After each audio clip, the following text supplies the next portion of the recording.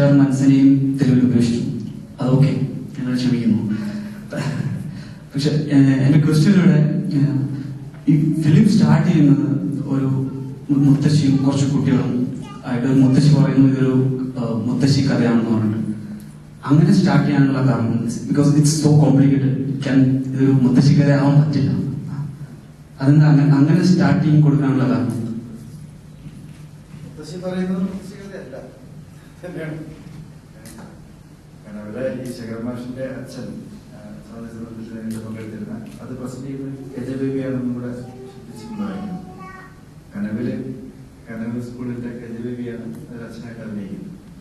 ഈ മുത്തശ്ശിയുടെ പിന്നെ ജീവിതത്തിന്റെ അത് ആ ക്യാരക്ടർ ഒരു ക്യാരക്ടർ എന്ന് പറഞ്ഞാൽ അതിന്റെ ആഴങ്ങളും പരപ്പുകളും പരിശോധിക്കുമ്പോഴാണ് ആ പരിശോധന സാധ്യമാണെങ്കിൽ എനിക്ക് സന്തോഷമായിരുന്നു. കാരണം മുത്തശ്ശി കഥയല്ല പറയുന്നത്. കുട്ടികൾക്ക് പറഞ്ഞു കൊടുക്കേണ്ട കഥ ഈ സോക്കോൾഡ് മുത്തശ്ശി കഥയല്ല. അവർക്ക് ഭയങ്കര പൊളിറ്റിക്കൽ ആയിട്ടുള്ള സോഷ്യൽ ആയിട്ടുള്ള ഡയമെൻഷനിൽ സ്ത്രീയാണ്. ജാനുവിന്റെ നമ്മുടെ സ്ട്രക്ചർ മാറുന്ന ചില സംഗതി ആലോചിച്ചു. ജാനുവിന്റെ സ്വപ്നത്തിൽ അവർക്ക് തോന്നുന്നതാണ് അവിടെ ഉറങ്ങുമ്പോഴാണ് പോലീസ് വന്നത്. അവിടെ മുത്തശ്ശി പറയുന്ന സ്റ്റാൻഡേർഡ് അവിടെ മുത്തശ്ശി പറയുന്നുണ്ട് പോലീസുകാർ അകത്തേക്ക് വന്നല്ലേ എന്ന് പറയുന്നത്. പോലീസുകാർ അകത്തേക്ക് വന്നു എന്ന് പറയുമ്പോൾ മുത്തശ്ശിയുടെ ഒരു ക്യാരക്ടറൈസേഷന്റെ അവർ ജീവിച്ചു വന്നിട്ടില്ല. അവർ പറയുന്നുണ്ടല്ലോ ശേഖരന്റെ അച്ഛനെ ഇവിടെ കിടത്തിയത്, എന്റെ മകനെ ഇവിടെ കിടത്തുന്നത്.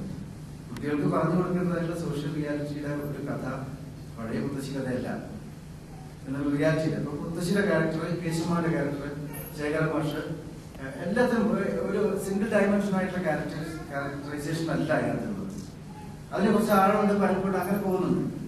അപ്പൊ അത് നമുക്ക് വീണ്ടും വായിച്ചെടുക്കാവുന്ന അല്ലെങ്കിൽ ഇപ്പൊ എനിക്ക് തോന്നാറുള്ളത് സാഹിത്യം റീഡ് ചെയ്യാൻ പറ്റുന്ന ഒന്നാണ്. സിനിമ അങ്ങനെയല്ല എന്നുള്ളത് ഇതിന്റെ കൂടെ പറയേണ്ട ഒരു കാര്യമാണ്. സിനിമ റീഡ് ചെയ്യാൻ പറ്റില്ല ഒരു ധാരണയുണ്ട്. അങ്ങനെയല്ല. ഇപ്പൊ ഈ സിനിമ 2-3 തവണ കണ്ടവർ പറയുന്ന അതിന്റെ ഡയമെൻഷൻസിലേക്ക് പോകുന്ന അവസ്ഥയുണ്ട്. സോ അങ്ങനെ പറ്റില്ല. ക്യാരക്ടറൈസേഷനും മറ്റു കാര്യങ്ങളൊക്കെ ആയിട്ടുള്ള രീതിയിൽ പിന്നെ ആദ്യം പറഞ്ഞിട്ടുള്ള അത് ചെറിയ കാര്യമല്ല പറയുന്നത്. ശരി പറഞ്ഞതല്ല. ജാനകിയെ തെരുവിലിട്ടപ്പോൾ പ്രേക്ഷകരെ തെരുവിലിട്ടുന്നത് ഞാനും നിങ്ങളൊക്കെ തെരുവിലാണ്. ഞാൻ നിങ്ങളെ എവിടെയും വിടാനുള്ള ഉത്തരവാദിത്വമൊന്നുമില്ല. ഈ റിയാലിറ്റി ഈ ഒരു അവസ്ഥ കാണിച്ചു വെക്കുമ്പോൾ ഞാൻ നിങ്ങളെ സന്തോഷിപ്പിക്കാൻ വേണ്ടിയിട്ട് എന്തെങ്കിലുമൊക്കെ ഒരു സന്തോഷകരമായിട്ടുള്ള സിറ്റുവേഷൻ ഉണ്ടാക്കുക എന്നുള്ളത് അതാണ് എന്നെ സംബന്ധിച്ച ഉള്ള സിനിമ. കനവില് അവസാനം ഒരു വലിയ ഡാൻസിങ്ങിലാണ് എൻഡ് ചെയ്യുന്നെങ്കിൽ അല്ലെങ്കിൽ പുതിയ ഒരു പ്രതീക്ഷയിലാണ് എൻഡ് ചെയ്യുന്നെങ്കിൽ റിയാലിറ്റി സോഷ്യലായിട്ട് റിയാലിറ്റീസ് മാറി വരും. സോഷ്യൽ റിയാലിറ്റീസും അതിന്റെ പ്രതീക്ഷകൾ തീരെ ഇല്ലാതാവുന്നില്ല. ബിക്കോസ് നമ്മൾ നേടിക്കൊടുത്തത് പോലും അതിന്റെ അർത്ഥത്തിലാണ്. അവിടെ ഞാൻ പ്രേക്ഷകരല്ല അതിലുള്ള ഒരാളും വെറുതെ തെരുവിൽ ഉപേക്ഷിക്കാൻ ചെയ്തിട്ടില്ല എന്നെ വിശ്വാസം. നേരത്തെ പറഞ്ഞ പോലെ എല്ലാതരം കുട്ടികളും ഒത്തൊരുമിച്ചാണ് വരുന്നത്. കുട്ടികളിൽ നിന്ന് നമ്മൾ ഇനി കാര്യങ്ങൾ പഠിക്കണം എന്ന് വിചാരിക്കുന്ന ജനറേഷന്റെ ഭാഗമായിട്ട് നമ്മളൊക്കെ ഉള്ളത്.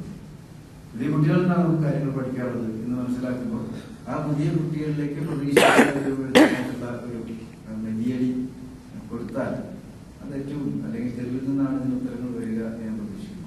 തെരുവിൽ ഉപേക്ഷിക്കുകയല്ല, എന്തായാലും വളരെ സേഫ് ആയിട്ടുള്ള ഏറ്റവും സംരക്ഷിക്കപ്പെട്ട ഒരവസ്ഥയിലേക്ക് നിങ്ങളെ കൊണ്ടുപോകാൻ ഞാൻ ഒട്ടും സംരക്ഷണം ഇല്ലാത്ത സ്വയമില്ലാത്ത ഒരാളാണ്. അതുകൊണ്ട് എനിക്ക് കഴിയില്ല.